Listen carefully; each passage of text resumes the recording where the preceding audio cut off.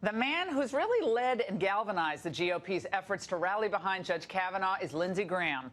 And 1 week after his fiery call to arms, and I loved it, the senator is feeling more confident than ever after reading the FBI report on Kavanaugh. Senator Graham joins us now to talk about that and what's next. Senator, thanks so much for being here tonight.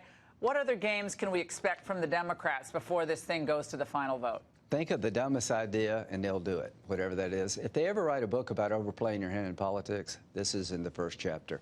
The FBI report, supplemental background check, they interviewed 9 people.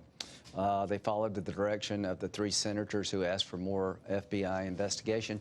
It came back very good for Judge Kavanaugh, and I would expect these 3 senators will vote yes. I hope they will, because that's what they asked for.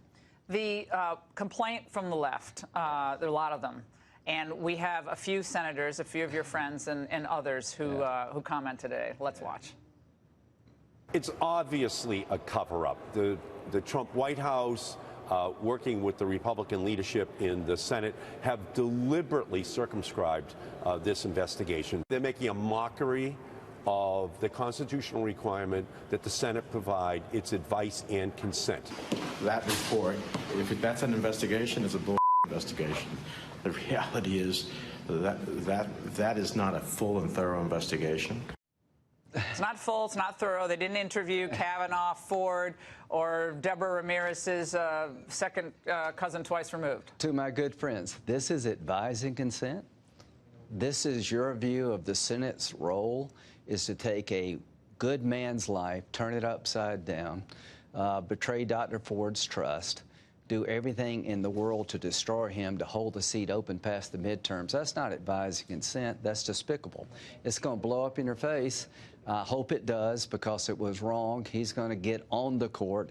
They have no idea what the FBI supplemental investigation was about. They made up their mind to vote no before anybody said hello. So here's what the 3 senators asked for: that the people named by Dr. Ford be interviewed by the FBI, just not the committee, and Ms. Ramirez be interviewed by the FBI. That was done, plus 5 other witnesses. The results are in. Senator Collins and Senator Flake said they thought it was thorough, they thought it was fair, and these 2 people, who are my friends, have no idea what they're talking about. And let me tell to my friend Bob, what y'all have done is bull.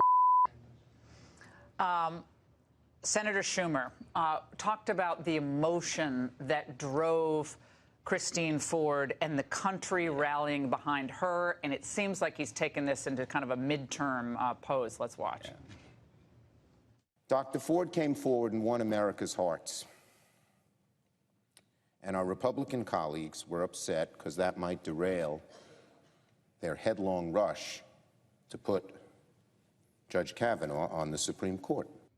Your headlong rush, you're rushing this because you want to get it through as fast as possible.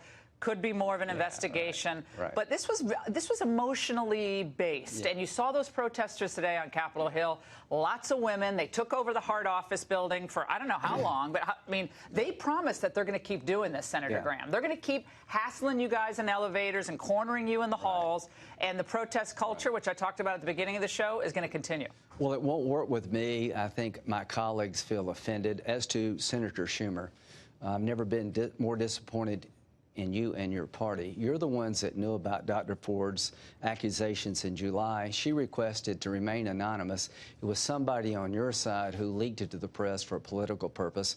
Somebody, her own lawyers, who were advised to be appointed by Senator Feinstein, the most politically active person on the left, apparently never told Dr. Ford that we had gone to California to avoid her any embarrassment.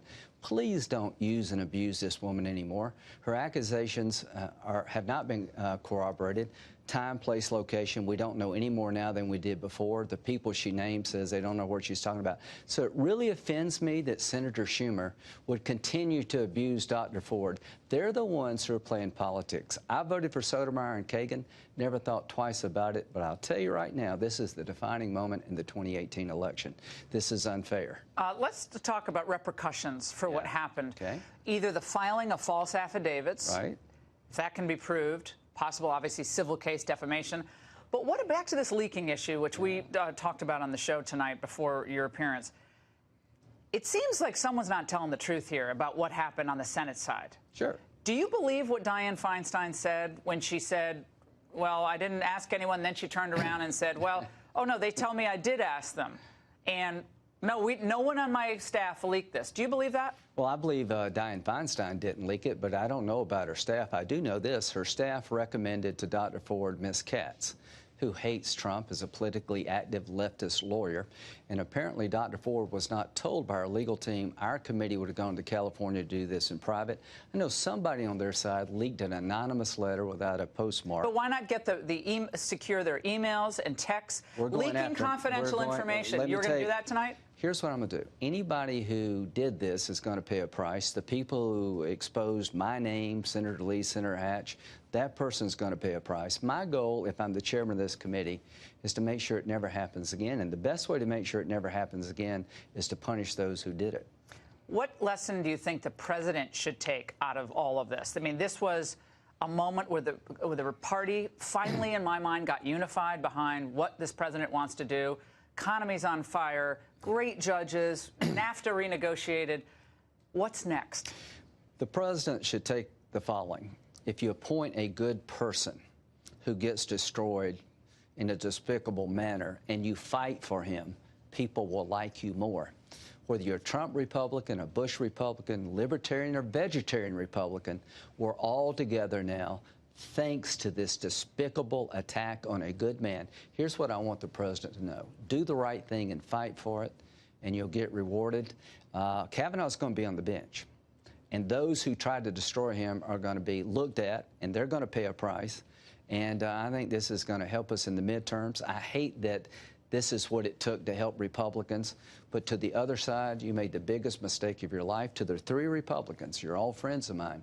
If you were yes before this debacle, please be yes now, because everything they've said about him, Judge Kavanaugh, has fallen apart. He's a good man. 7 FBI investigations, 156 people interviewed over a 26-year period.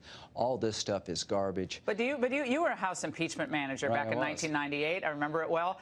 Yeah. And Democrats are pledging, some, that if they take the House, they could very well move to impeach Brett Kavanaugh. I mean, getting him convicted in the Senate would be very difficult to do.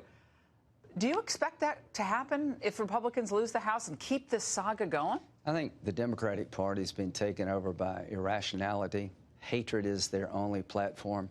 It's not about what they like, it's who they hate. And I can't believe in America you have to prove yourself innocent, that you're guilty just by the accusation, that there's no requirement to cooperate because you're Republican. If a Democratic male nominee were treated by the Republicans as Kavanaugh was treated by the Democrats, every media outlet in the country would be up in arms. Manchin, real quick, will he vote yes or no on Kavanaugh? If he listens to the people of West Virginia, he will.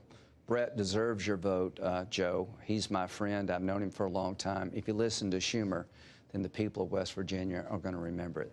Lindsey Graham, thank you so much for being with us. We really appreciate it tonight.